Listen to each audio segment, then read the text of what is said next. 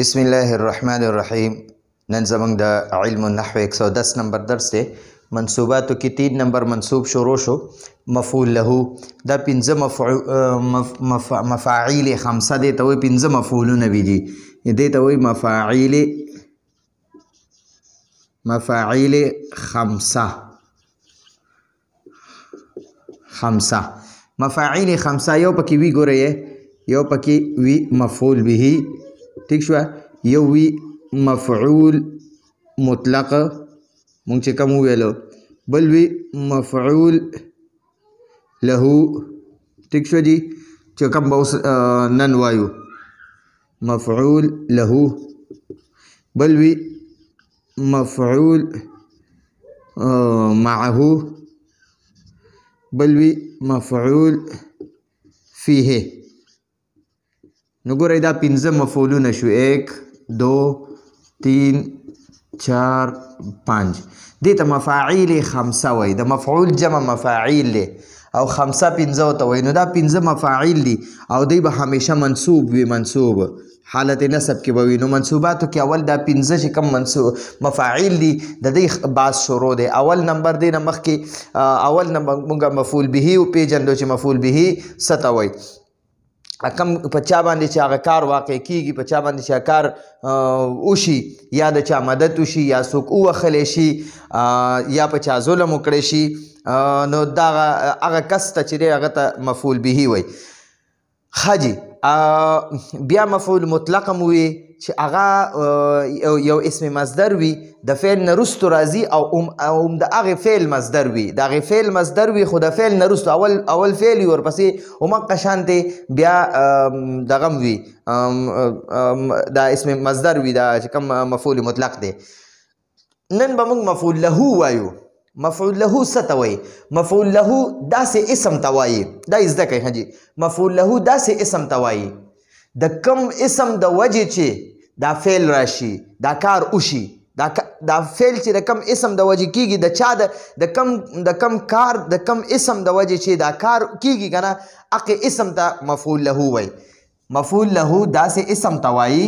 مفعول له داسې اسم ته وایي د کم د وجې چې فعل راشي. مفعول له داسې اسم ته وایي د کم د وجې چې فعل راشي. مثال نه به اوس پوه شي جي.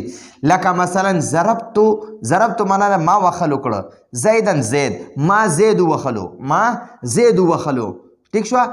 ولې مې ووهلو وجه څه ده د څه وجې نه مې ووخلو تعدیبا.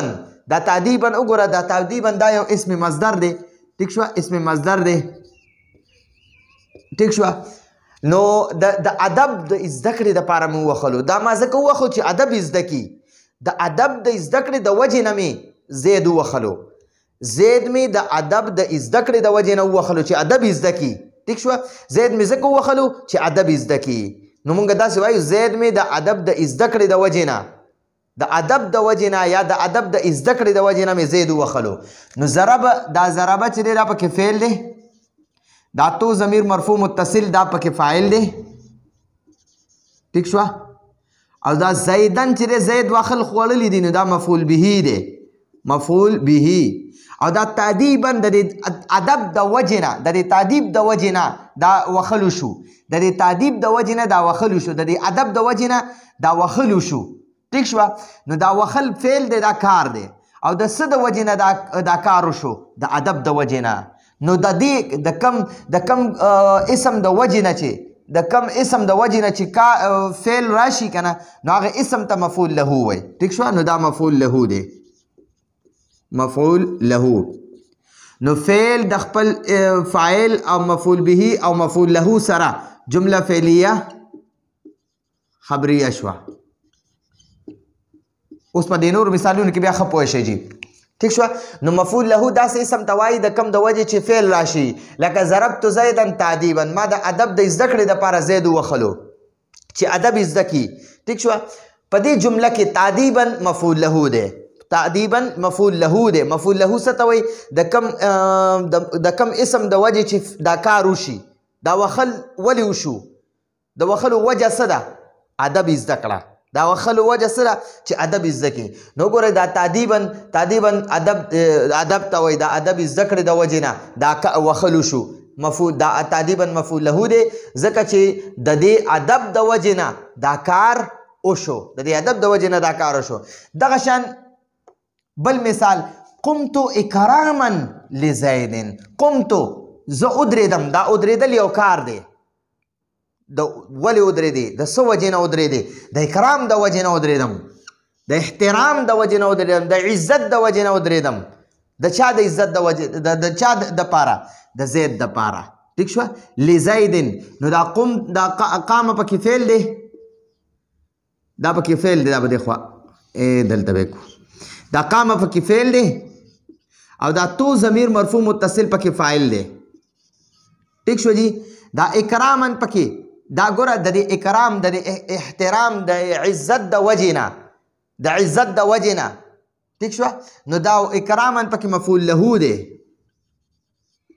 مفعول له ځکه چې د ده د وجې نه دا ودرېدلو شو ټیک شوه لام پکې حرف جر دی او دا زیدین پکې مجرور دی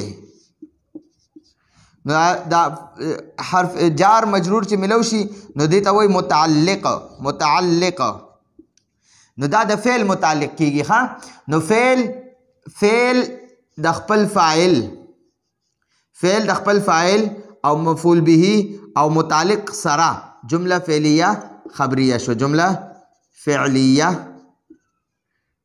خبریه شو نو ګوره دې جمله کې دا اکرامن نه دی اکرامن دا مفعول له دی اکرامن معنی دا احترام وجه د احترام اکرام عزت ټیک شوه نو د اکرام د وجې نه د عزت د وجې نه د احترام د وجې نه ودرېدم د چا د زید د اکرام د وجې نه ودرېدم د زید د اکرام د وجې نه ودرېدم ټیک شوه او دغه شانتې ګورئ ولا تقتلو نو دا ولا لا تقتلو چې دی دا فعل دی دا دې کې را قتله فعل دی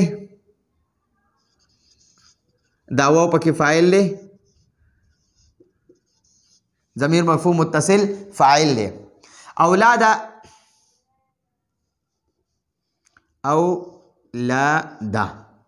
دا اولاد مضاف او دا کوم پکې مضاف الیه دا مضاف او مضاف الیه چې دي دا مفعول به شو او دا خشیت بیا مضاف املاق مضاف الیه دا مضاف او مضاف الیه چې رايوځای شو نو دا مفعول له شو ٹھیک شو دا وای ولا تقتلوا اولادکم ولا تقتلوا تاسو ما قتل کوئ اولادکم خپل اولاد تاسو خپل اولاد ما قتل کوئ ولی قتل کوئ د څه وجې نه قتل کوئ خشیت املاق معنی د تنګدستي غریبي نو د غریبۍ د وجې نه نو دا وګوره د غریبۍ وجه یعنی د وجې نه دا کار واقع کیږي د څه د وجې نه چې کار واقع شي هغه ته د کوم سیز د وجې نه چې کار واقع شي نو هغه سیز ته مفعول له وایي نو اوس وګوره دا خشیت املاق د غریبۍ وجه نو دا د املاق معنی غریبي ده تنګدستي ده مفلسي ده ټیک شوه نو دا املاق دغه معنی ده او خشیه دا یارې ته وایي یاره د غریبۍ د ویرې نه خپل اولاد مه قتلوئ تاسو د غریبۍ د وجې نه خپل اولاد مه قتلوئ نو دلته کې د غریبۍ وجې نه نو ګوره دا خشیت املاق د دې خشیت املاق د وجې نه خپل اولاد مه قتل کوئ نو دا خشیت املاق چې دی دا پکې مفعول به شو او دا قتل کیږي څوک چې قتلیږي که نه نو هغه ته مفعول به وایي او چې د کم وجې نه دا کار کیږي هغه ته مفعول له وایي دا خشیت املاق یعنی د غریبۍ وجه او د املاق معنی د غریبي ده او د خشیت معنی د یره نو غریبۍ د ویرې نه د غریبۍ د یرې د وجې نه د غریبۍ د یرې د وجې نه او په مضاف الیه کې اول موږ د مضاف الیه معنی کوو وروستو د مضاف معنی کوو ښه جي نو دا خشیت مضاف دی او د املاق مضاف الیه دی نو ته به اول د مضاف الیه معنی وکړې وروستو به د مضاف معنی کې د غریبۍ د وجې نه د غریبۍ د یرې د وجې نه د غریبۍ د یرې د وجې نه اولادکم خپل اولاد د کوم معنی د خپل او اولاد معنی د اولاد خپل اولاد لا تقتلوا تاسو ما قتلوي تاسو د غریبۍ د یری د وجنه خپل اولاد ما قتلوي نو ګوره دې کې د خشیه املاق وجه ده یعنی د دې غریبۍ د یری د وجنه نو دې ته ځکه مفعول له وي نو فعل د خپل فاعل مفعول به او مفعول له سره جمله فعلیه خبریه شوه جمله فعلیه خبریه شوه ٹھیک شو جی نو ګورئ دا مفعول له د په مفاعیلو کې په منصوباتو کې اول 15 مفاعیل دي 15 مفعولونه دي ٹھیک شو نو هغه ته مفاعیل وای د مفعول جمع مفاعیل دي نو 15 مفاعیل دي ٹھیک شو اول مفعول به بیا مفعول مطلق او اوس پکې مفعول له دا د دې درې درسونه وشو راتلونکي درس پر اجازه غواړو هذا هو البرام والله اعلم بحقيقة الكلام